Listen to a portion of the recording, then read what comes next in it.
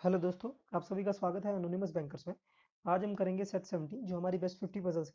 उसमें जो है सेट 17 करेंगे और ये जो आने वाले आपके अपकमिंग एग्जाम्स हैं जैसे IBPS PO, SBI PO, RRB PO और आरआरबी क्लर्क, इसके जो प्रीलिम्स एग्जाम होंगे उसमें जो है काफ़ी इंपॉर्टेंट रहेंगे। तो चलिए स्टार्ट करते हैं। तो आज वाले सेशन में हम दो पजल करेंगे, एक ब्लड रिलेशन पजल है और एक नॉर्मल पजल है। ठीक है, सिटिंग जो है सिटिंग अरेंजमेंट है, जो कि सर्कुलर सिटिंग अरेंजमेंट है। तो चलिए सबसे पहले जो है स्टार्ट करते हैं ब्लड रिलेशन की पजल। तो आपसे रिक्वेस्ट करूंगा पहले जो आप जल्दी से वीडियो को पॉज करके दोनों ही पजल को जो है ट्राई कर लीजिए। और जो है ब्लड रिलेशन वाली पजल जो है ये भी आसान है, मतलब मॉडरेट लेवल की है और प्रीलिम्स लेवल के हिसाब से मॉडरेट लेवल की है। और ऐसे ही ये जो है आपके एग्जाम्स में आई है और सेकंड पजल जो है वो आसान है। तो आई होप आपने जो है ट्राई किया होगा इस पजल को। तो चलिए स्टार्ट करते हैं पजल को। चलिए 8 members MOPRSTUV in a family. 8 members हैं एक फैमिली में। ठीक है, there is no single parent in the family, single parent नहीं है कोई भी फैमिली में। तो ये वाली कंडीशन जो है ये याद रखनी है हमें, कोई भी सिंगल पेरेंट नहीं है। कई बार जो है ऐसी कंडीशन से जो है हमें पता लगता है कि कहाँ पे जो है हम गलती कर रहे हैं। There are only 3 generation in the family, 3 generation है और कोई भी सिंगल पेरेंट नहीं है। तो आपको कुछ जो है आगे सोल्व करने से पहले कुछ चीज़ें बता देता हूँ, जैसे कि हर कोई भी कैंडिडेट होता है वो अपने हिसाब से जो मार्किंग करता है इसमें कि जो साइन है वो अपने हिसाब से बनाता है। तो जैसे मैं बनाता हूँ, अगर मुझे शो करना है कि ए मैरिड है मान लीजिए बी से, तो ए मैरिड के लिए मैं दोनों तरफ जो एरो डालता हूँ बी हो जाएगा। अगर मेल है तो बॉक्स में कर देता हूँ मैं, फीमेल है तो सर्कल में। और अगर ए इज ब्रदर ऑफ बी है तो खाली ये जो एंड पे रहता है एरो ना होके खाली छोटा सा गोला रहता है एंड निशान पे। तो ये जो है ब्रदर ब्रदर सिस्टर का रहता है, ए इज ब्रदर ऑफ बी, तो ए जो है ये आ जाएगा। और बी सिस्टर है तो बी सर्कल में आ जाएगा। और सन के लिए ऐसे आ जाता है। ठीक है, तो यही है। इसके अलावा अगर और कुछ होता है तो मैं आपको बताता हूँ। तो चलिए स्टार्ट करते हैं। तो जैसे कि हमने पढ़ा है कि कोई भी सिंगल पेरेंट नहीं है। ठीक है, और 3 जनरेशन है। अब देखिए, अब इस कंडीशन पे आते हैं। पहली कंडीशन जो है हमारी है एम एम्स फादर, एम का कोई फादर है, इसका मतलब ये एम्स फादर, एम का कोई फादर है। ठीक है, हमें पता नहीं है फादर कौन है, लेकिन और एम का भी नहीं पता हमें कि वो मेल है फीमेल है। कोई नहीं, M's father only brother, M के फादर का ओनली ब्रदर, तो इसका एक ही भाई है। तो भाई के लिए जैसे हमने कहा था कि ऐसे करके हम कर देंगे, एम्स फादर ओनली ब्रदर, एक ही भाई है। अब दूसरा हो सकता है और कोई भाई नहीं होगा इसका, होगा तो बहन हो सकती है लेकिन भाई नहीं होगा। ठीक है, एम्स फादर ओनली ब्रदर, केवल एक ही भाई है। Only brother, brothers mother, only brothers mother, तो इनकी माँ भी एक मोम है। तो ये हमने कर दिया। ये जो है इज ओ, ये ओ है। ठीक है, ये वाली कंडीशन। अब देखिए यहाँ पे तो ये क्लियर होगा कि ये फर्स्ट जनरेशन है, ये सेकंड जनरेशन है और ये थर्ड जनरेशन है। ठीक है, अब देखिए S is the daughter in law of P, S जो है डॉटर इन लॉ है पी की। तो एस डॉटर इन लॉ तो फीमेल है, इसकी किसी के साथ मैरिज हुई होगी, कोई हस्बैंड होगा और इसकी मोम या डैड होंगे कोई पी, हमें पता नहीं है। ठीक है, चलिए V is the only child of R, V जो है ओनली चाइल्ड ऑफ आर, तो आर का केवल एक ही चाइल्ड है और वो है वी। तो यहाँ तक हो गया हमारा। U is the only sister in law of R, U जो है sister in law of R है। ठीक है, यू सिस्टर इन लॉ है आर के। ठीक है, वाली कंडीशन हम बनाएंगे बाद में। आर और पी का जेंडर सेम है। ठीक है, टी और एम डिफरेंट है, टी और एम का जेंडर डिफरेंट है।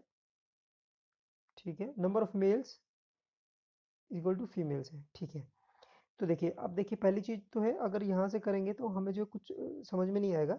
लेकिन हम देखिए एक चीज तो जो ये वाली कंडीशन थी, there is no single parent in the family. तो सबसे पहले एक काम करते हैं, देखिए 8 मेंबर्स है तो हमारे पास 8 प्लेसेस होनी चाहिए। अभी तक हमें केवल 4 का पता लगा है, अगर इस कंडीशन को लेके चलते हैं तो 4 ही का पता लगा है। ठीक है, तो एक काम करते हैं, सिंगल पेरेंट नहीं है तो इसका मतलब ये जो है इसके पेरेंट यहाँ पे है, तो ये पक्का यहाँ पे कोई फादर होगा क्योंकि कोई भी सिंगल पेरेंट नहीं है। ठीक है, तो ये हो गया हमारा। सिमिलरली एम जो है चाइल्ड है, तो यहाँ पे जो है कोई फीमेल होगा। एक काम करते हैं, इसको जो थोड़ा क्लीन बना लेते हैं, थोड़ा साइड में।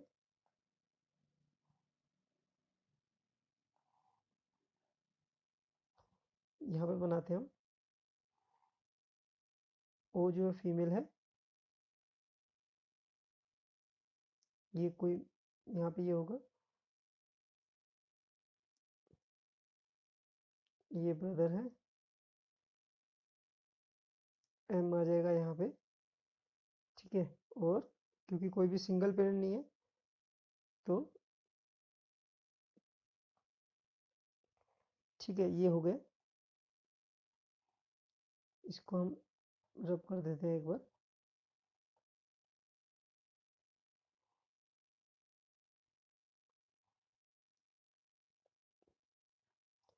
देखिए ये हो गया। अभी हमारे पास अगर देखें तो 1 2 3 4 5, तो 6 प्लेसेस जो है हमारी फिक्स हो चुके हैं, केवल 2 प्लेसेस ही चाहिए।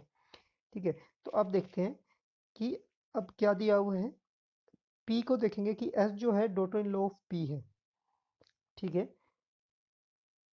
अगर हम मान लीजिए एस को यहाँ पे करते हैं, अगर मान लीजिए यहाँ पे तो एस कहीं पे आ नहीं सकता, 2 ही प्लेसेस आ सकती हैं अभी हमारे पास एक्स्ट्रा। तो एस को अगर हम यहाँ पे माने कि मैरिड है एम से, या एक काम करते हैं, ये वाली कंडीशन देखते हैं कि V is the only child of R. V जो है केवल आर का चाइल्ड है। ठीक है, तो एक कंडीशन तो हो सकती है, अगर मान लीजिए वी का यहाँ पे अगर कोई कहेगा कि सेकंड जनरेशन में इसको पुट करें हम, सेकंड जनरेशन में, तो सेकंड जनरेशन में नहीं आ सकता, क्योंकि मान लीजिए अगर वी को हम यहाँ पे करेंगे और आर यहाँ पे करेंगे, तो वी का जो है केवल एक ही चाइल्ड होना चाहिए, लेकिन यहाँ पे तो ऑलरेडी ब्रदर शो कर रहा है, तो ये तो नहीं आ पाएगा यहाँ पे। ठीक है, तो मतलब फर्स्ट जनरेशन में आर नहीं आएगा, आर आएगा तो सेकंड जनरेशन में। और अगर हम यहाँ पे बनाते हैं किसी को, V is the only child of R, ये थर्ड जनरेशन में भी नहीं, यहाँ पे भी नहीं आएगा भी। अगर यहाँ पे अगर हम इसका चाइल्ड बनाएंगे तो एम जो है वो आ जाएगा इसका ब्रदर, तो वो भी पॉसिबल नहीं है। तो वी के लिए देखिए केवल यही कंडीशन बच रही है कि वी जो है थर्ड जनरेशन में आएगा, वी यहाँ पे आएगा, V is the only child of R. अब आर हमें पता नहीं है कि आर मेल है या फीमेल है। ठीक है, तो हम खाली लिख देते हैं आर यहाँ पे है। ठीक है, ये वाली कंडीशन हमारी हो गई है। और अब देखते हैं, देखिए अब हमारे पास है U is the only sister in law of R. अब आर यहाँ पे है, देखिए आर यहाँ पे है, या तो ये मेल होगा या फीमेल होगा। अब देखिए एक बार जो है इसको जो है क्लीन कर देते हैं एक बार यहाँ से, ताकि समझने में आसानी होगी। देखिए अब जो चीज़ समझनी है वो ये है कि आर यहाँ पे मेल हो सकता है, फीमेल हो सकता है, लेकिन ये जरूर है कि ये मैरिड होंगे आपस में। तो अब देखेंगे तो हमारी जो है कि 8 प्लेसेस जो है वो तो फिक्स हो गई हैं। 4 जो है सेकंड जनरेशन में, 2 यहाँ पे, 6 और 2 8, तो इसके अलावा और कहीं पे कुछ नहीं आएगा। तो अब देखिए एस जो है वो daughter in law of P है। ठीक है, तो एस यहाँ पे तो कहीं पे नहीं आएगा। पी से एक चीज पता लगती है, पी जो है फर्स्ट जनरेशन में आएगा, तो पी के लिए केवल यही जगह है, तो पी आ जाएगा मेल। और ये दिया गया है पी और आर जो है जेंडर सेम है, तो आर यहाँ पे आ जाएगा। ठीक है, दूसरी चीज है यू, ये जो कंडीशन है U is the sister in law of R. U sister, देखिए यहाँ पे अगर यू आएगा तो ये तो आर से मैरिड हो जाएगा, तो यहाँ पे यू आएगा। ठीक है, U is the sister in law of R, ये आ गया। तो ये वाली कंडीशन हमारी हो गई है, और ये वाली कंडीशन भी हमारी हो गई है। एस जो है, अब देखिए ये जो है S daughter in law of P है, तो एस के लिए केवल एक ही जगह बची है, डॉटर इन लॉ यहाँ पे। ठीक है, अब ये हो गया। अब हमारे पास बचा टी, टी यहाँ पे आ जाएगा हमारे पास। और एक और है टी और एम जो है उनका डिफरेंट है जेंडर, टी मेल है तो यहाँ पे एम फीमेल आ जाएगा। और आखिरी का जेंडर पता करने के लिए बताया गया कि एम मेल जो है वो फीमेल्स के बराबर है। तो अगर मेल्स देखेंगे 1 2 3, 3 मेल्स हैं, और 1 2 3 4 फीमेल्स हैं, तो यहाँ पे जो है वी जो है मेल आ जाएगा। आई होप आपको जो है ये पजल अच्छी लगी होगी। तो देखिए इस तरीके से जो है आपको इस पजल को अप्रोच करना है। ठीक है, अगर आप खुद से बनाएंगे, 1 2 बार बनाएंगे, तो ये जो है 2 मिनट के अंदर अंदर जो है आपसे बन जाएगी। और ये 5 नंबर में जो है 2 से ढाई मिनट में आप बनाते हैं तो 5 नंबर जो आपको मिल जाएंगे। ठीक है, तो नेक्स्ट पजल करते हैं। ये जो पजल है काफ़ी आसान है।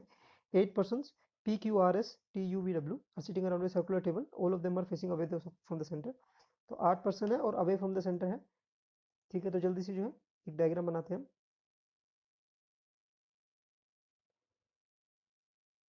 2 3 4 5 6 7 8। तो कभी भी जो है अगर आउटसाइड कर रहे हैं तो आप एक दो जो है आउटसाइड बना लीजिए, ताकि आपको पता रहे कि हाँ आउटसाइड है। दूसरा केस बनाने की आवश्यकता नहीं है, अगर जरूरत पड़ेगी तो हम आगे देखते हैं। 2 persons are sitting between P and Q। P और Q में 2 पर्सन है। ठीक है, हमें पता नहीं है कौन किधर है, तो दोनों तरफ एरो लगा दिया हमने। R is sitting second to the right of P। R is sitting second to the right of P। ठीक है, ये हमने बना दिया। 2 persons are sitting between R and S। 2 persons are sitting between R and S। ठीक है, S who is sitting opposite to W। ठीक है, S who is sitting opposite to W। ठीक है, ये हो गया। T is sitting second to the left of V। T is sitting second to the left of V। ठीक है, ये भी हो गया। Exactly 2 persons are not sitting between R और U। R और U में जो है ये कहा गया है कि 2 पर्सन नहीं है। एक हो सकता है, 0 हो सकता है, 3 हो सकता है, लेकिन 2 पर्सन नहीं हो सकते बीच में और किसी भी साइड से। ठीक है, जनरली होता है कि आर और यू में ऐसा दिया होता है पजल में कि आर और यू में 2 पर्सन है या 1 पर्सन है या सेकंड टू द राइट है।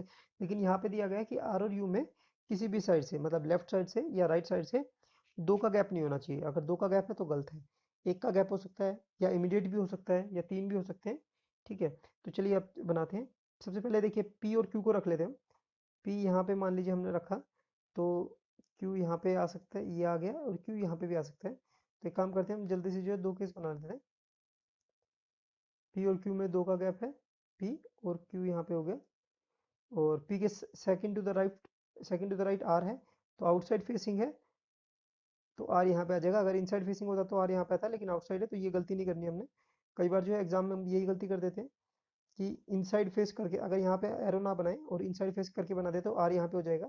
फिर उसके अलावा हम बाकी सारे अगर आउटसाइड फेस करके ही बनाए तो वो गलती हो जाती है और वो पता भी नहीं लगता वहाँ पे, जो है इतनी जल्दी क्लिक नहीं करता है कि हमने गलती कहाँ की है। इसके बाद आर और एस में 2 का गैप है, तो देखिए ये सेकंड केस है हमारा, ये फर्स्ट केस है। आर और एस में पी और क्यू, पी के second to the right R है, ये हो गया। आर और एस में 2 का गैप है। ठीक है, और एस के अपोजिट डब्ल्यू है, तो मान लीजिए आर और एस यहाँ पे तो नहीं आ सकता, क्यू है। आर और एस में यहाँ पे आ जाएगा और एस के अपोजिट डब्ल्यू है। ठीक है, ये हो गया। अब यहाँ पे देखते हैं, आर और एस में 2 का गैप है, तो यहाँ पे आ सकता है एस, और ये आर और एस में यहाँ पे है, यहाँ पे भी आ सकता है एस। लेकिन एस के अपोजिट डब्ल्यू होना चाहिए, तो ये क्यू आ रहा है यहाँ पे नहीं आएगा, तो इसका मतलब एस यहाँ पे आएगा, और एस के अपोजिट डब्ल्यू है तो डब्ल्यू यहाँ पे आ जाएगा। ये वाली कंडीशन आपको समझ में आ गई होगी। वी के second to the left T है। हमारे पास जो है केवल एक ही कंडीशन बची है, जो कि वी के second to the left T है। वी के second to the left T है। सिमिलरली यहाँ पे भी वी के second to the left T है, क्योंकि अगर और कहीं पे रखेंगे, वी यहाँ पे रखेंगे तो 2 का गैप आ रहा है, या यहाँ पे भी आ ही नहीं रहा है। ठीक है, तो यही कंडीशन है। अब हमारे पास बचा केवल एक, यू बचा है। यू हो गए यहाँ पे, यू हो गए यहाँ पे। ठीक है, तो अब देखिए आर और यू में कहा था कि 2 का गैप नहीं होना चाहिए किसी भी साइड से। अगर आर, फर्स्ट कंडीशन में देखते हैं आर और यू, तो यहाँ से अगर लेफ्ट, यहाँ से राइट साइड देखें, क्योंकि आउटसाइड फेसिंग है, 1 2 3 4, 4 का गैप है तो ठीक है। लेकिन अगर लेफ्ट साइड से देखें तो 1 2, 2 का गैप है, तो ये वाली कंडीशन हमारी गलत हो जाएगी। अब यहाँ से देखते हैं आर और यू में ये इमीडिएट है, और इधर से देखें तो 3 6, 6 का गैप है। इसका मतलब ये वाली कंडीशन हमारी जो है सही है। देखिए एक बार जो है ये यू है, तो R W T Q V S P U. I hope ये जो पजल आपको पसंद आई होगी। दोनों ही पजल जो है काफ़ी थोड़ी बहुत ट्रिकी थी, लेकिन आप जो है प्रीलिम्स एग्जाम में इसको बना सकते हैं। ठीक है, और जैसे कि आप ज़्यादा प्रैक्टिस करेंगे तो ये जल्दी बनेगी। आई होप आपको जो है वीडियो पसंद आई होगी और ये दोनों पजल भी पसंद आई होगी। अगर आपको ये जो पजल की सीरीज़ है, 50 पजल्स की सीरीज़ है, आपको पसंद आ रही है, तो आप वीडियो को लाइक कीजिए और सब्सक्राइब कर लीजिए, और अपने दोस्तों को भी शेयर कीजिए, ताकि जो है वो भी जो है इस सीरीज़ का फ़ायदा उठा सकें। और जो है वीडियो को जो है आप, अगर आप एक बारी में नहीं समझ पाते तो आप दोबारा देख के दोबारा ट्राई कर लीजिएगा इसको। अगर आपको कोई परेशानी होती है तो आप कमेंट सेक्शन में कमेंट करके बता सकते हैं कि क्या परेशानी हो रही है। तो मैं उसके ऊपर जो है एक डेडिकेटेड वीडियो बनाने की कोशिश करूँगा। और वीडियो को देखने के लिए धन्यवाद।